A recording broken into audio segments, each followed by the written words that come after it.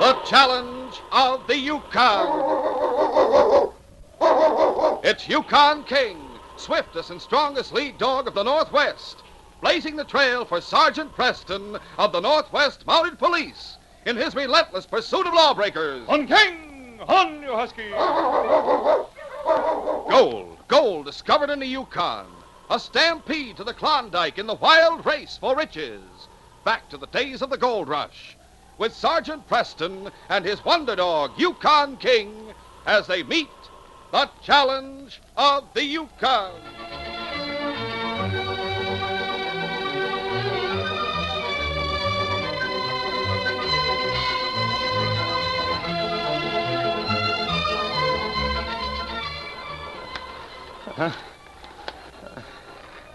The man's parka was ragged, his muclucks cracked. His heavy beard was frosted white, and with every step he took, he left a faint red stain on the snow. He staggered down the hill to the Yukon. The Yukon.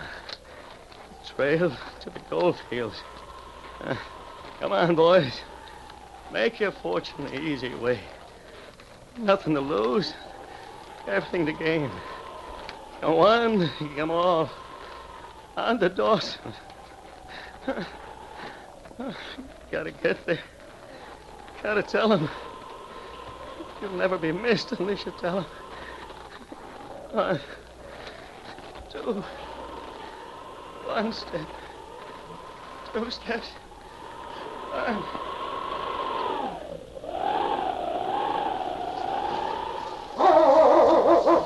Sergeant Preston, driving up from the south, saw the man reach the banks of the Yukon. There he wavered on his feet and suddenly pitched head first into a snowbank. On, King! On, you husky! The sergeant drove on to the man's side. Oh, you husky! Ho! Nearly done for, King. We've only a few miles from town. I'll put him on the sled, cover him, and drive on to the hospital.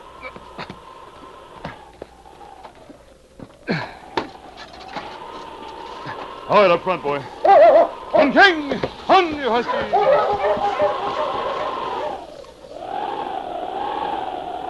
When the hospital was reached, the sergeant carried the ragged traveler inside. There he was put to bed, and the sergeant waited while the doctor made his examination. Not much chance. It isn't only exposure. He's ill as well. Pneumonia? Yes. High fever, feeble pulse. I gotta tell him. He's conscious anyway. He's delirious. I've gone through his clothes, Doctor. There's no identification. Can I try to talk to him? Well, he won't make sense, but it can't do any harm. I'll try. What's your name? Name? No name. Never be missed. He understood my question. You'll heard his answer. Gotta tell her. Go ahead, tell me. I'm listening. Stop them. The man sat up and grabbed the sergeant's arm. The sergeant eased him back to the pillow. No need to get excited. Just tell me. They pick on you because you're down and out. That's easy to see. And they buy you a good meal. They talk to you. Find out you haven't any friends. You're just the kind they want. The kind that'll never be missed. Who? Who does this? They do. They offer you a job with good pay, good food. It sounds like heaven, but it turns out to be hell. Work. Yeah, work, or you'll be beaten up. Work, or you'll starve. If you're lucky, you die and they bury you up in the mountain. No one will ever know you. You'll never be missed. What's your name? No name. The only way out is through the canyon, and that's guarded night and day. And they say you can't escape, but I did. Over the ridge, and they said you couldn't climb. I did it. I did it. His talk means anything at all. He's been through a terrible experience. Unbelievable. Men held prisoner, working as slaves here in the Yukon. We'll do our best to pull him through, Sergeant. If he becomes rational at all, I'll call you. I think he's told us all he can. What? Let me see. Yes. You're right. He's gone. The sergeant left the hospital, but returned in 15 minutes with Tex Richards from the Monte Carlo Cafe. You have a wonderful memory for faces and names, Tex. If this man was ever in the Monte Carlo, you may recall him. He's in here. The sergeant drew back the sheet that covered the dead man. Well, I remember him. his name? Bill is all. I haven't seen him for, 6 months. Tell me all you can about him. His story's like a lot of others. No luck in finding gold. Spent all his money. Sold all his equipment to buy food. He was hoping to get a berth on one of the riverboats. Work his way to St. Michael and from there back to the States. But with no success. There were too many others trying to do the same thing. The freeze-up came and he was stranded. He found a few odd jobs. I gave him a meal occasionally and lent him a little money, but he was proud. Didn't like charity. Tried to hide the fact that he was hungry most of the time. He was at a mighty low ebb. And then one day, just about 6 months ago, he came into the Monte Carlo and paid me what he owed me. Said he'd found a job. With whom? A new mining syndicate. I don't think he mentioned the name. Where, Tex? He didn't seem to be quite sure as to the exact location. I picked him up on the Yukon Trail a few miles south of here, but there's no big mining syndicate operating around there. Nothing but snow, forest, and mountains. He traveled a long way, that's certain. Where could he have come from? Search me. You have no idea who might have hired him? Nope. You didn't see anyone buying him drinks or food? Nope. Too bad. I wished him good luck. He walked out the door, and I never saw him again. Until now. Dead. Well, somehow I'm going to find out who hired him. Somehow I'll find out where he worked. There was too much sense in what he said to dismiss it as delirium. I can't help feeling that this is murder. From the hospital, the sergeant drove his team to headquarters. He fed the dogs, turned them into their run, and went directly to the inspector's office to report. There was a bearded stranger in trail clothes with the inspector. Oh, sorry, Inspector. I'll come back later. No, come in, Sergeant. I want you to meet Constable Garrett. He's just in from Skagway, a new addition to our force. This is Sergeant Preston, Constable. Glad to have you with us, Garrett. Thanks, Sergeant. I'm glad to be here. After 2 weeks on the trail, I'm glad to be warm again. The sergeant's just come in from the south himself. He has? Oh, you mean he came in today? He's had a chance to change clothes and shave. No, Garrett, I always keep shaved on the trail. If you don't, your breath freezes on your whiskers, and it isn't long before you're wearing an ice mask. Then when you start breaking it off... Ouch. You don't have to tell me. Shaving once a day is easier. I'll shave from now on. I suppose I should apologize for the way I look. Not at all, Constable. The sergeant will take you over to the barracks, and you can get cleaned up now. I'd rather not, Inspector. What's that? The constable's appearance has given me an idea, sir. You see, I run into a strange case. About 5 miles out of town, I found a traveler at the side of the trail. He was The unconscious. sergeant told the inspector all about the man he had found and the things he had said in his delirium, about his death, and Tex Richards' partial identification. Finally, he summed up the situation. So all we actually know is that 6 months ago, this man left Dawson. He left Dawson to work for some vague mining syndicate. Today, he returns to town a physical wreck, babbling about slave labor and an escape over a high ridge. Don't you think, sir, we should try to find out what happened to him during the past 6 months? I most certainly do, Sergeant. Slave labor. Now, you said that you had an idea. Yes, sir. I imagine that 6 months ago, Bill, no name, looked exactly the way Garrett does now. My suggestion is that instead of shaving and changing into uniform, the constable pretend that he's broke, down on his luck, completely disheartened and ready to accept any job that's offered him. More than that, sir, let him pretend that he has no friends in Dawson, then let's see if anyone offers him a job. They might, of course, someone with a perfectly legitimate business. True enough, sir, but I'm not suggesting that he ask anyone for a job. It must be offered him. And, sir, I know for certain that none of the big mining companies will be hiring men before spring. Do you think that you can look and act like a derelict, Constable? Like a man who would never be missed if he should disappear? In my present condition, I'm sure of it. The Monte Carlo would be a good place to make your headquarters. All I have to do is sit in the corner and look discouraged. That's all. I'll have a word with Tex Richards, who owns the Monte Carlo. He'll help you play the game. It might be a good idea if you didn't come here again. You can keep in contact with the sergeant through text. Of course. Where shall I sleep? Ask Tex if you may sleep in his storeroom. That suits me. I could sleep on a bed of nails right now. Is this an assignment, Inspector? Yes, Constable. We'll try it for a few days. If nothing happens, Well, we'll have to try something else. Forced labor. Prison camp. We'll have to patrol every mountain range in the Yukon. And so it happened that Constable Matt Garrett, still dressed in his travel-worn parka and trail clothes, spent the afternoon sitting at a corner table in the Monte Carlo. That night, he slept in the storeroom. The next morning, resumed his seat at the corner table in the cafe. Shortly before noon, a burly man with black, piercing eyes sat down beside him. Mind if I join you? No, not at all. You've been sitting here for a long time without ordering a drink. Tex doesn't mind. It's warm. I don't have any other place to go. Sort of down on your luck, eh? Yeah. I'm hoping to find a job soon. Not much chance around Dawson. Yeah, I found that out. Haven't you got any friends? Well, it's Tex. Sure.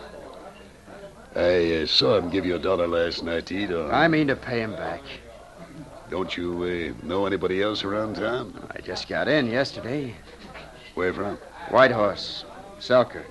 Oh. I got a ride in a mail sled. Uh-huh. Say, look, why don't you come down to the restaurant and have dinner with me, huh? I'm not hungry. Now, don't try to kid me, mister. What's your name? Matt Garrett. Well, I'm Rafe Hawkins, general manager of the Coronado Mining Company. Is that a big outfit? One of the biggest. Oh, I don't suppose you... No, I've been told people like you aren't doing any hiring before spring. Well, now, people might just be wrong about that. You come on down to the restaurant. We'll talk it over. Huh? Sure thing, Mr. Hawkins. It was an hour later that Garrett returned to the Monte Carlo and pushed his way through the crowd to Tex Richards' side. Tex, he's offered me a job. He says his name is Rafe Hawkins, and that he's the general manager of the Coronado Mining Company. There's no such company. You sure? Positive. Well, the job is thawing out and digging gravel. An ounce of dust a day. That's regular pay, but where are the diggings? He wouldn't say. He's taking me there. We're leaving right away. I just came back for my knapsack. You're going with him? Yes, that's the way we planned it. I'm going with him, and the sergeant will follow us. You get word to him as fast as you can. Right. I gave him one of my gauntlets. He's certain that King can follow the scent. There's no doubt about that. I'll get my knapsack from the storeroom. See you later, Tex. The message was delivered to the sergeant, and he and King were on Front Street when Rafe Hawkins, with Garrett aboard, drove his sled down the banks of the Yukon and out onto the trail. They headed south. Well, King, we know which way they've gone, and there's fresh snow. We should be able to follow the tracks. But you won't let us lose the trail, will you, boy? Come on, fella. Back to headquarters for the team. The sergeant left Dawson 2 hours later. On King! On, you husky! King had been given the scent of the constable's glove, and he was working as a loose lead so that he could concentrate on following the trail. But for mile after mile, he kept straight on, due south on the Yukon. I know, boy. You won't lose him. The short day faded, and with night, the northern lights began to sweep across the sky. There was no need to stop at any of the way cabins along the trail to make inquiries. From the way King acted, the sergeant knew that Rafe and the constable had passed them all by. The miles flew by, and it was not until midnight that King turned aside to follow the tracks of a sled that went up and over the west bank. When the bank was reached, the sergeant called a halt. Okay. Hi-yo, husky. Hello. The team needs a rest, King. I don't think it'll snow tonight. Trail will still be fresh in the morning, boy. A fire was built, the dogs were fed, the sergeant ate his own supper, and then crawled into his sleeping bag. 6 hours later, King roused him. What? Oh, good morning, King. Except it's still dark. Let's see. 6 o'clock. You're right, fella. Time to be on our way. Half an hour later, they started out once more. On King! On, you husky! The trail led across a series of low hills. The sun rose at 9 o'clock, and at noon, when they stopped to eat, they had reached a great snow-covered plain. Far to the west, the Crystal Range reared its snowy might toward the skies. Here, it doesn't look like there's any break in that pile of rock and ice, King, but there must be. Out front, King. Follow the trail, boy. Across the plain, the sled tracks followed a frozen creek toward the mountains. And as the sun sank in the southwest, the sergeant could see where the stream dropped 200 feet to the plain, from a crevasse in the cliff wall. There's our break, King. It was dark again when they reached the foot of the frozen waterfall. And here the track swung to the left, where the slope was more gradual. The sergeant stopped the team. Looking. The trail leads straight up to the canyon, but there's no telling what we'll find up there, boy. You better leave the team behind. The sergeant found a sheltered spot and unharnessed the team. After they were fed, the dogs immediately burrowed in the snow and prepared to go to sleep. The sergeant covered the sled with snow, and then he and King started up the mountain. The trail twisted and turned, but the ascent was gradual until it became nothing but a ledge sticking out from the side of the cliff. It led, as the sergeant had noticed, directly to the canyon from which the stream dropped to the plain.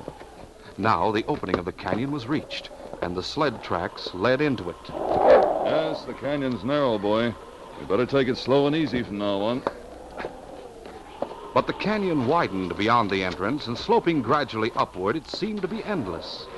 The sergeant and King kept close to the shadowed side, on and on, until finally... King, it looks to me as if the canyon's widening out still more up ahead. There could be a valley right in the heart of the mountains. I think we've found what we're looking for.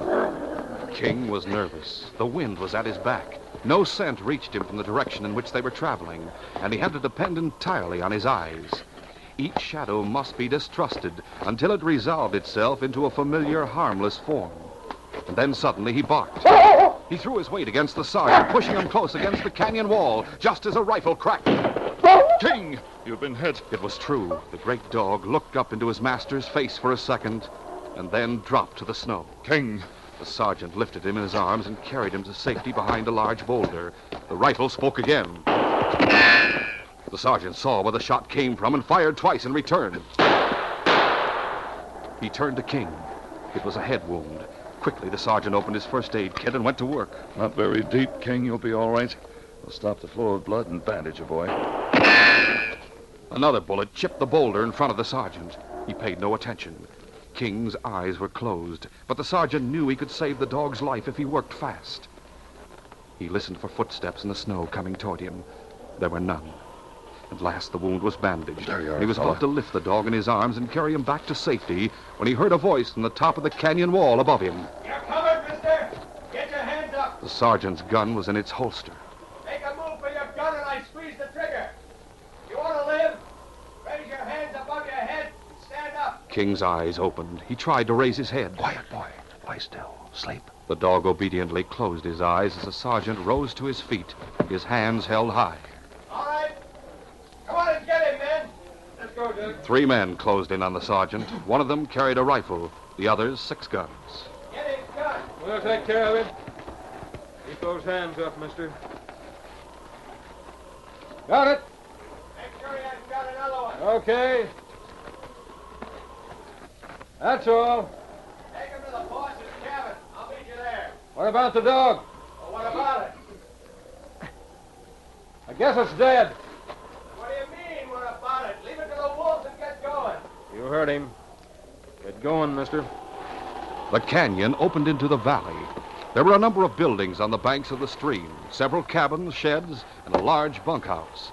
The windows were barred. There were sluices as well, with huge piles of gravel near them. Gold was being washed out here. To his right, the sergeant could see a man scrambling down a series of natural steps that led to the top of the canyon wall. The man who had gotten the drop on him from above. Wait here, mister. He joined the others. They stopped in front of the largest cabin. Keep him out here for a second. I'll report to the boss. Yeah. 5 minutes later, the door of the cabin opened again. All right, Joe, bring him in. All right. You two get back to the canyon. All right, Lucky. Go. Well, this is a surprise. You didn't tell me who our visitor was, Lefty. I don't know him. Just because he's wearing a parka over his uniform? Huh? Uniform? This is Sergeant Preston of the Northwest Mounted Police. Huh? A Mountie? Do you know who I am, Sergeant? You're Rafe Hawkins of the Coronado Mining Company. You're well informed. Have you filed claim on any of this valley? Of course not. Why should I? If I did, I'd have to announce to the world there was gold here. And in return, I'd get 500 feet along the creek. As it is, I can work the whole valley, and I don't pay the government any royalty. You can work the valley. You mean your prisoners work it? Huh? You see, Lefty, I didn't get the right information at all when I was in Dawson. I gathered that Bill died without regaining consciousness. But he must have talked to the sergeant. He certainly did. You're under arrest, Hawkins. Don't make me laugh. Boss, if the Northwest Mounties knows about us... They don't. Sergeant's lying. He didn't get any information from Bill. No more than an idea, anyway. Hawkins and the Coronado Mining Company were names I made up for our latest recruit. You followed us on a hunch. That's true, isn't it, Sergeant? The Northwest Mounted knows what you're up to. Perhaps. But you're the only one who knows where I am. And with you out of the way, I'll never be found. What are we going to do with him? It's too bad he can't join our happy family and work for a living. I'm not a person who'd never be missed, is that it? That's it, Sergeant. When you don't come back to Dawson, they'll be looking for you. Let me put a bullet through him right now. No. He must be found a long way from here, somewhere at the bottom of the cliff. I'll take care of that tomorrow. Tie him up, Joe. Throw him in the next room of the stores. Give him a hand, Lefty. All right, boys. Move, you, Mountie. Back in the canyon, King was slowly recovering his strength. His head throbbed, but the pain meant nothing to him. His master was gone, and he must find him. He staggered to his feet and sniffed the ground. The sergeant and the other men had gone up the canyon. King started to follow the trail. At first, it was only instinct that drove him on. But with movement, power returned to his muscles, and his sense became more alert. There were 2 men ahead. They had built a fire in the shelter of some rocks. His master's trail led past them. Keeping close to the opposite side of the canyon, he crept ahead, ready each instant to break into a run if he should be discovered. The men were arguing and didn't see him. He was in the valley now. The sergeant's trail led straight to one of the cabins. There was a dog run back of it, and one of the dogs inside it began to bark. King ran up to the fence and growled a menace at the other dog. He stopped barking. King dropped into the snow and waited. Finally, the other dog burrowed in the snow and went to sleep again. King knew that his master was in the cabin, and he had an impulse to let him know that he was near. But there was a stronger sense of caution that stopped him. There were men in this valley who had tried to kill the sergeant. They were enemies, and until he could reach his master's side, he must be silent. Now there were no lights in any of the buildings in the valley. King crept closer to the cabin. There were 2 windows in the back covered with oiled paper. He leaped to the narrow ledge of one of them and fell back to the ground. On his second attempt, he managed to force his head through the paper. On his third attempt, he scrambled all the way up to the ledge, through the torn paper, and jumped to the floor inside. King! Quiet, boy, quiet. King lay at his master's side without uttering a sound. It seemed a long time. No one heard. Come on, chew these ropes. The sergeant lifted his hands to King's mouth, and the dog understood. Quiet, boy. King worked hard, and at last the ropes parted. Good. I can get the ones with my ankles. A few minutes later, the sergeant stood up and started for the door of the other room. He opened it. King followed silently. The sergeant stopped at the table in the center of the room. There was a gun there, his own gun. Still loaded. King growled as Rafe stirred on his cot. Hey, who's that? But before he could rouse himself, the sergeant brought the barrel of the gun down hard. Now we bind and gag him and head for the bunkhouse. The guard in front of the bunkhouse was sitting on a blanket crouched close to his fire. His rifle lay across his knees. He was drowsy, but a slight noise behind him made him turn his head. But the sergeant's gun hit him squarely, and he slumped back on the blanket. That takes care of 2 of them, King. Now to get some reinforcements.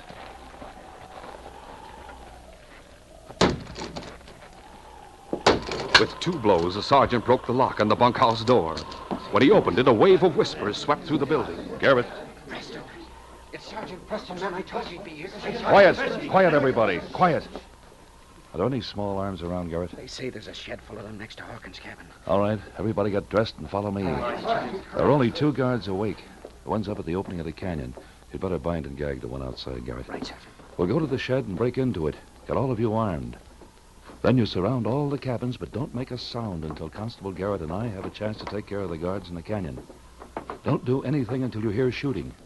If we manage to take them by surprise, I'll fire 3 shots. Then take your jailer's prisoner. All right, quiet does it. Follow me. The guards in the canyon were also dozing, but the sudden touch of cold steel on the back of their necks wakened them with a start. The sergeant's voice stopped them from making any move for their guns. Let your guns stay where they are. I'll get them, Sergeant. You two are under arrest. Now to signal the others. The valley echoed to the shouts of the liberated men as they broke into the cabins and took charge of their ex-jailers. The attack came as a complete surprise, and when the sergeant and Garrett returned with their own prisoners, the whole gang were huddled together, surrounded by rifles, carbines, and 6 guns. Take charge, Garrett. Right, Sergeant. All right, make sure you have a load of guns, man. The sergeant entered Rafe's cabin and pulled the gag from his mouth. You done Careful, careful. How did you get loose? You'll have a long time to figure that out while the Crown Prosecutor figures out all the charges against you.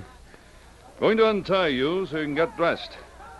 Then you and all of your men will be starting for Dawson, guarded by the men you kept prisoner for so long. Why, you But before your ex-slaves, the men who would never be missed, leave here, I'm going to suggest that they all file claims to the land here in the valley.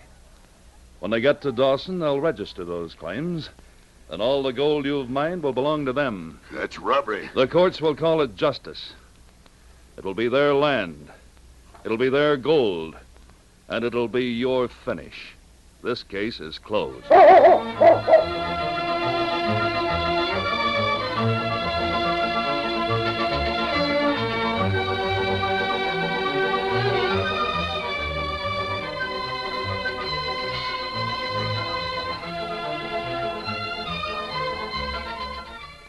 In our next adventure, 2 men share a corner table in the notorious El Dorado Cafe.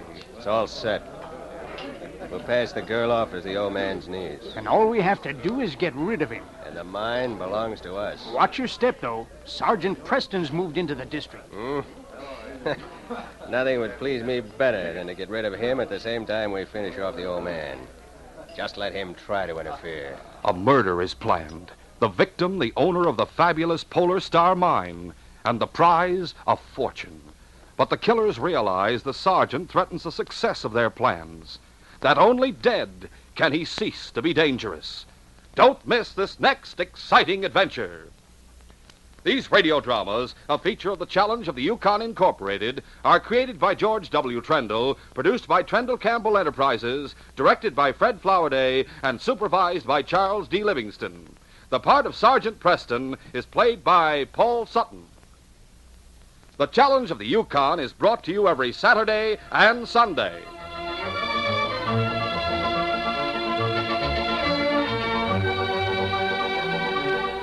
This is J. Michael wishing you goodbye and good luck until our next adventure. This program came from Detroit.